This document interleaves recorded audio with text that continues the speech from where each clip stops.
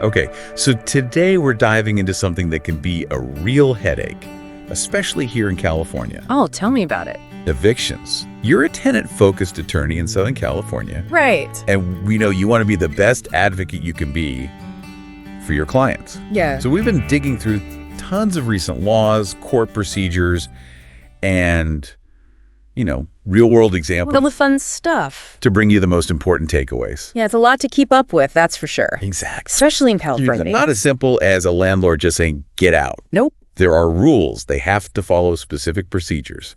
And that's where we come in. Yeah. We're breaking down those complexities so you can represent your clients with confidence. Ready to get started. Absolutely. Let's do it. All right.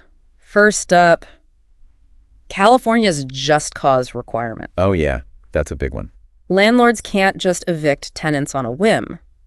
They need a valid reason. Right. It can't just be because they feel like it. Exactly. And we're going to get into those reasons. We'll break them all down. But first, They generally fall into two main categories: at fault and no fault evictions. right, 2 buckets. So let's tackle at fault first. What are some common scenarios we see here? Well, think about situations where the tenant, from the landlord's perspective, has done something wrong. Okay, I'm following. Common things are non-payment of rent, Yeah, that's classic. lease violations, things like having unauthorized pets or going over the occupancy limit. Oh, yeah, those sneaky pets. We've all heard stories about that. Oh, for sure. Illegal activities on the property can also be a reason. Right, that's a big one. Or causing serious damage to the unit. Uh-huh, things like that. So let's say a landlord is claiming non-payment of rent. Okay. What kind of evidence would they need to prove that? Well, this is where it gets interesting. I'm intrigued. Because even in at-fault situations, the burden of proof is on the landlord.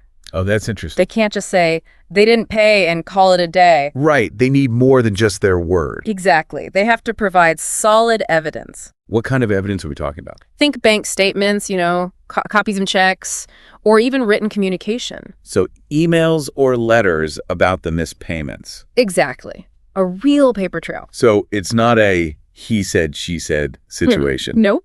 And this is crucial for you as a tenant-focused attorney. Okay, I see where you're going with this. Understanding this burden of proof can shift the power dynamic. How so? If a landlord can't provide that clear evidence, Yeah, it could be grounds for challenging the eviction. that's a good point. It's not just about knowing the law. Right. It's about knowing how to use it strategically. To protect your clients. Exactly. Yeah. Now let's switch gears. Okay. No-fault evictions. These are trickier How so? because it's not about the tenant's behavior. Okay, so it's something else driving the eviction. Right. I've seen some common no-fault reasons mentioned. Like what?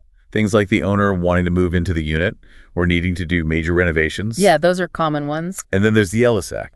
The Ellis Act. Sounds intense. It is. So what is that exactly? It's a California law that allows landlords to take their rental properties off the market entirely. Wow, completely. Completely. And here's the thing. Yeah. While it's legal, it's often controversial Why is that? because it can lead to a lot of evictions, especially in areas with a lot of tenants, I can see why that would be controversial. especially in Southern California. Yeah, with the competitive rental market here. Right. I imagine the Ellis Act comes up a lot. Unfortunately, yes, it displaces whole communities. So what can an attorney do in that kind of situation? Well, first, understand the Ellis Act thoroughly. Know the ins and outs. Exactly. There are specific procedures landlords have to follow. Like what? Proper notice. Of course. And often, they have to provide relocation assistance. So tenants aren't just left high and dry. Right. Your role is to make sure landlords follow the regulations to the letter. To protect your client's rights. Right. And you can even negotiate for more relocation assistance. So knowing these specific laws, like the Ellis Act and their implications, Yeah. that's crucial. Absolutely. Now, let's not forget another key element, the power of proper notice. Yes, notice. That's where the eviction process actually starts. It is, regardless of whether it's an at-fault or no-fault situation. Right. It doesn't just magically begin. Nope. There are specific notices that landlords are legally obligated to provide. So these notices are like the first step. Exactly.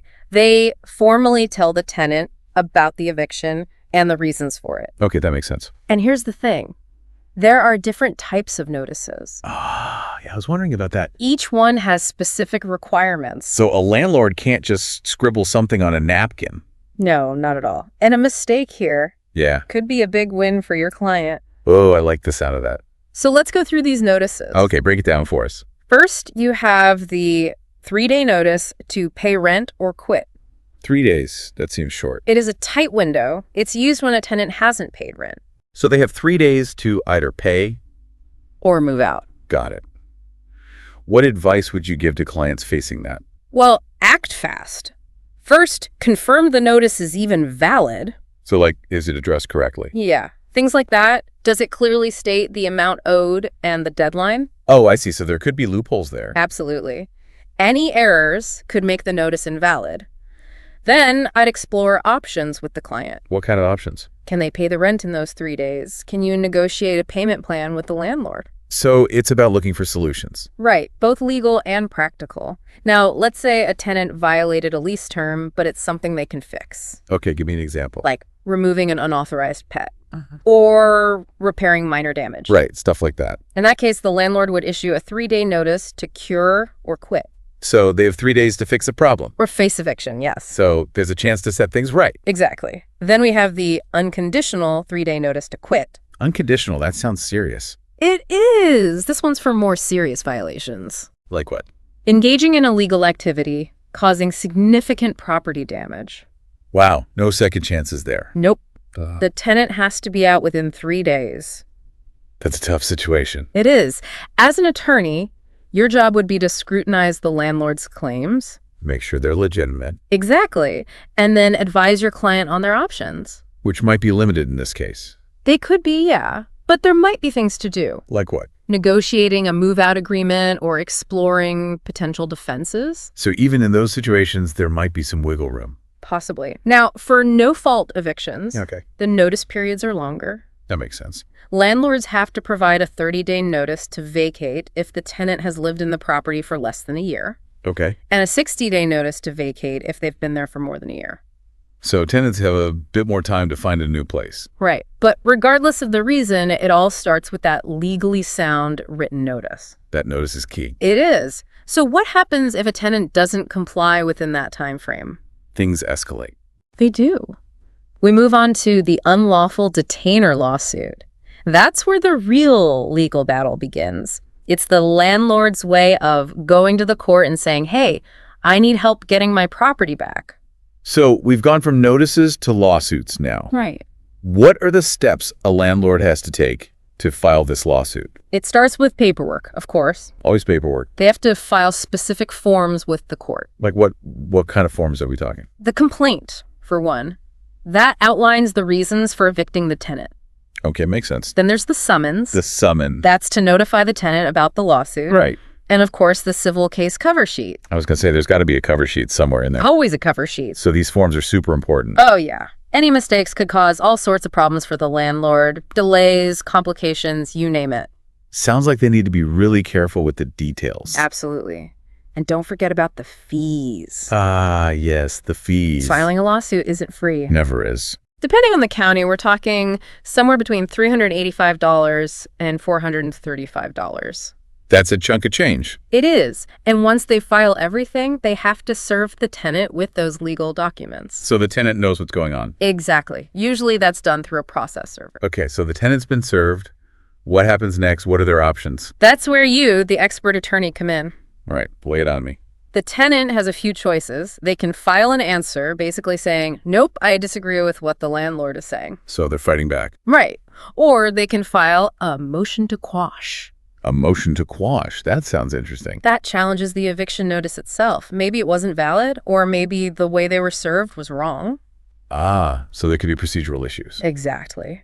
Or they could choose to do nothing.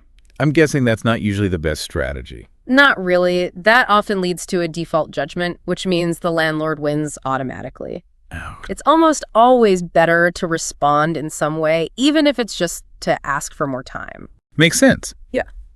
So strategically speaking, how do you decide which response is best? Well, that's where your knowledge and experience as an attorney come into play. You have to look at the specifics of the case. Okay, so break it down for me. If the tenant has a strong defense, like prove they paid the rent or the landlord didn't give proper notice, then an answer might be the way to go. Okay, fighting it head on. Right. But If there were problems with the lawsuit itself, like a faulty eviction notice or improper service, then a motion to quash might be better. So each option has its own advantages and disadvantages. Exactly. And don't forget, there's a new law that's a big deal for tenants. Now, what's that? AB 2347. It gives tenants more time to respond to the lawsuit. More time. How much more? It extends the deadline from 5 business days to 10. It goes into effect January 1st, 2025. That's great news for tenants. That extra time could be huge. It is. It gives them more time to gather evidence, talk to an attorney, and figure out the best strategy. So let's say the tenant decides to fight the eviction. Okay, they're ready for a battle. What happens next? Does it go to court? You got it. The court will schedule a hearing where both sides get to present their case, show their evidence, maybe even call witnesses. The classic courtroom drama. Exactly. And this is where you, as a tenant's attorney, really get to shine. All right, tell me more. How so? It's your chance to use all your legal skills to protect your client. So it's like a chess match. In a way, yeah. Remember, the landlord still has to prove their case. They need solid evidence. Your job is to examine that evidence really carefully. Looking for weaknesses. Exactly. Any inconsistencies, any procedural errors, anything that can help your client. So what are some common defenses that tenants can use in these hearings? There are a few. One is to challenge the eviction notice itself. Was it served correctly? Did it have all the necessary information? We talked about that earlier. Right. Another strong defense is claiming retaliatory eviction. Retaliatory eviction. What's that? That's when a landlord tries to evict a tenant because the tenant was exercising their legal rights. So like if the tenant asks for repairs or complained about something? Exactly. It's about looking for any sign that the landlord is acting unfairly. Trying to get revenge. Right. And then there's the breach of habitability defense. Breach of habitability. If the tenant can show that the property is unsafe or unlivable, and the landlord hasn't fixed the problems, even after being told about them, that can be a good defense. So if the place is falling apart and the landlord is ignoring it. Exactly. It's about proving that the landlord isn't holding up their end of the bargain. What kind of evidence does a tenant need to prove these defenses? Documentation is key. Pictures, videos, copies of repair requests, anything that supports their claims. So it's all about having a strong, well-documented case. Exactly. And then, of course, there's the hearing itself. The judge hears both sides, looks at the evidence, and then it's decision time. Judgment day. It is. What happens next depends on who wins. So let's break down the possibilities. What if the landlord wins? If the landlord wins, the judge will issue a judgment of possession. What does that mean for the tenant? Basically, it means the landlord has the legal right to take back the property. So the tenant has to move out. Right. But even with a judgment of possession, there are still specific procedures to follow. It's not over yet. Not quite. The landlord has to request a writ of possession from the court. A writ of possession. What's that? It's the official document that allows law enforcement to actually remove the tenant. So it's like giving the sheriff permission to get involved. Exactly. It usually costs a small fee, something like $25 to $40. Okay. And once the court approves it, the writ goes to the sheriff or marshal, who then has the authority to enforce the eviction. So the sheriff's got the writ. What happens next? Well, they serve the tenant with a notice to vacate. Another notice. It's the final one. It gives the tenant 5 days to leave voluntarily. 5 days to pack up and find a new place? That's not a lot of time. It isn't. That's why it's so important for tenants to get legal help as soon as possible. Sometimes it might be possible to negotiate a longer move-out period or look into relocation assistance. So there might still be options at this point. It's always worth exploring. But if the tenant doesn't move out after those 5 days, then the sheriff will schedule the actual eviction. This is the part I was dreading. It's not pretty. The sheriff will come to the property, usually with a locksmith, and physically remove the tenant and their belongings. The landlord isn't allowed to do that themselves, right? Absolutely not. Only law enforcement can carry out the eviction. It's important to remember that. So what happens to the tenant's stuff? California has specific rules about that. The landlord has to make a list of everything that's left behind and store it safely for at least 18 days. Okay, that makes sense. They also have to give the tenant written notice explaining how to get their belongings back. So the tenant has a chance to retrieve their stuff? Exactly. If they don't claim their belongings within 18 days, the landlord can sell them, donate them, or dispose of them. Okay. And if they sell anything, they have to use the money to cover any storage costs first. Any money left over has to go back to the tenant. That's good to know. So we've talked about what happens when the tenant loses. What if they win? If the tenant wins, the eviction is dismissed. They get to stay in the property. That's the ideal outcome. It is. And sometimes the court might even make the landlord pay for the tenant's court costs. That's a nice bonus. It is. But even if the landlord gets a judgment of possession, there might still be ways to delay the eviction. Really? How's that possible? The tenant can ask for a stay of execution. A stay of execution. Sounds dramatic. It can be. It temporarily stops the eviction from happening. But they must need a good reason for that, right? Yeah, they can't just ask for a delay for no reason. So what would be a good reason? What kind of situations would justify a stay of execution? Well, imagine things like a sudden medical emergency, a natural disaster, something unexpected like that. Okay, those make sense? Or even if they can prove they're actively trying to find a new place but just need a bit more time. I see. They'd probably also have to agree to keep paying rent while they're looking. So it's not a free pass, but it can buy them some time. Right. And then there's always the option to appeal the court's decision. The appeal. The last resort. It can be, yeah. But appealing an eviction case is tough. Oh, so? Tenants usually need strong evidence to prove there were mistakes in the legal process, or that the judge made a wrong call. So they need a pretty solid argument. They do. Plus, appeals can be expensive and take a long time. And there's no guarantee they'll win. Right. It's a gamble. But sometimes it's the only choice left. If they feel like they were treated unfairly. Exactly. Now, let's shift gears for a minute. Remember those self-help evictions we talked about? Yeah, the ones where landlords take matters into their own hands. Those are a big no-no in California. Why are they such a big deal? Because they completely ignore the legal process. So landlords are trying to force tenants out without going to court. Exactly. Things like changing the locks, shutting off the utilities, or even taking the tenant's belongings. That sounds pretty harsh. It is. And in California, it's illegal. The courts are very serious about protecting tenants' rights. So if a landlord tries to bypass the system, they're going to face consequences. Like what? What kind of consequences are we talking about? Fines, lawsuits, even criminal charges in some cases. Wow, they're really playing with fire. They are. The law is clear. No self-help evictions allowed, no matter how frustrated a landlord might be. So no DIY evictions. Nope, not a chance. Those legal protections are there for a reason. To protect the tenant's rights. Right. And our sources highlighted some specific things that are illegal for landlords to do. Like what? Give me some examples. Changing the locks is a big one. Or shutting off essential utilities. Can't imagine being without water or electricity. Right. Or taking the tenant's belongings without their permission. So they can't just clear out the apartment. Nope. And of course, any kind of harassment or threats is also illegal. So what can tenants do if they're facing a self-help eviction? How can they protect themselves? Documentation is key. As always. They should take pictures, videos, keep a detailed record of every interaction with the landlord. Dates, times, specifics? All of it. If they've been locked out, they should call the police right away. Okay, that makes sense. And reaching out to a tenants' rights organization or a lawyer who specializes in evictions is essential. So knowledge is power. Absolutely. That's where you come in. As a tenant-focused attorney, you're not just navigating the legal stuff, you're giving your clients the tools to stand up for their rights. It's about empowering them. Exactly. We've covered a lot of legal ground today, but let's get practical for a minute. Okay, real-world stuff. How long does this whole eviction process usually take? And how much does it cost? Important questions. They are. For both landlords and tenants. And the answer, of course, is it depends. There's that phrase again. Right. The timeline for an eviction can be all over the place. On what? The details of the case, how quickly people respond, the court schedule. Lots of factors. Exactly.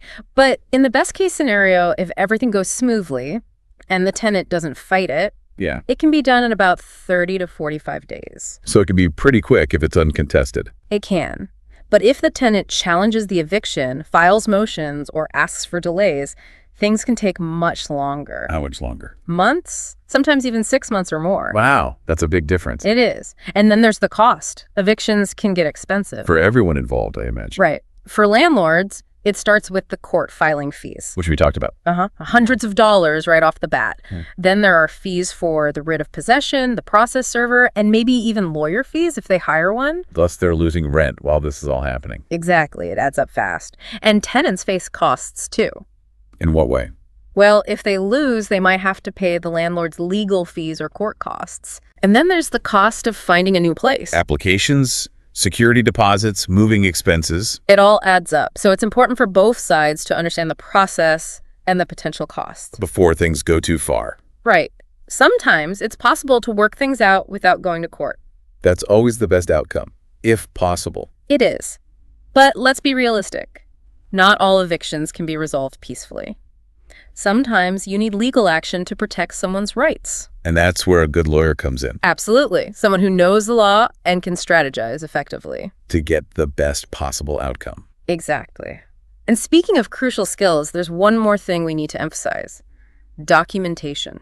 You're right, we've mentioned it a few times already, but it's worth repeating. It is. Keeping good records is essential throughout this whole process. Especially for landlords, since they're usually the ones who have to prove their case. Right.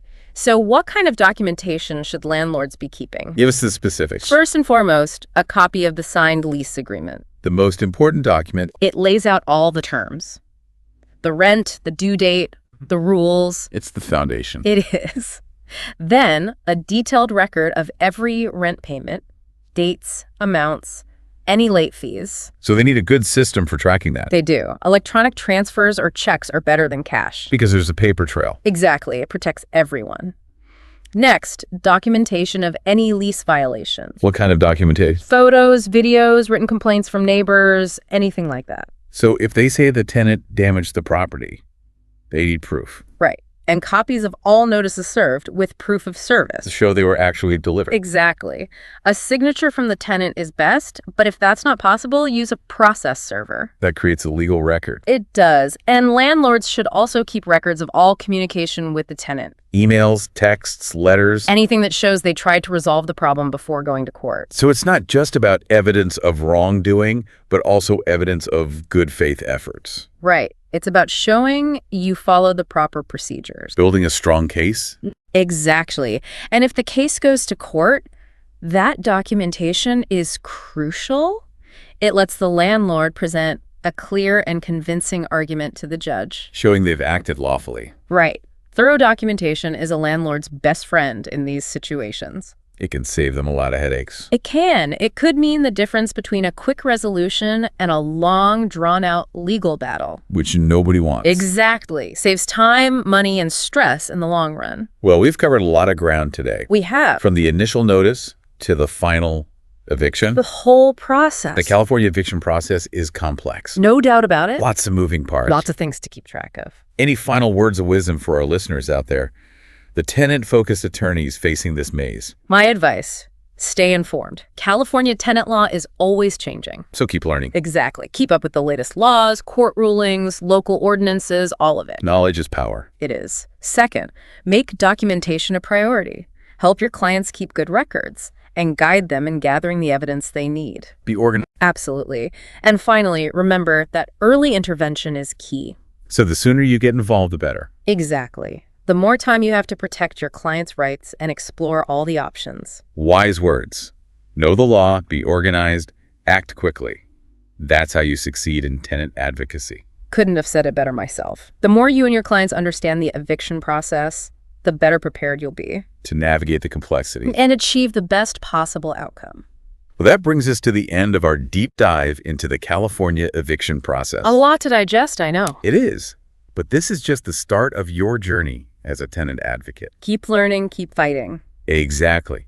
We encourage you to keep learning, connect with other tenant-focused attorneys, and stay updated on all the changes in tenant law. It's always evolving. It is. And remember, if you ever find yourself lost in that legal maze, don't hesitate to seek out expert guidance. There are resources out there. There are. Until next time, stay curious, stay informed, and keep fighting the good fight. Call now 714-442-9741. Thank you.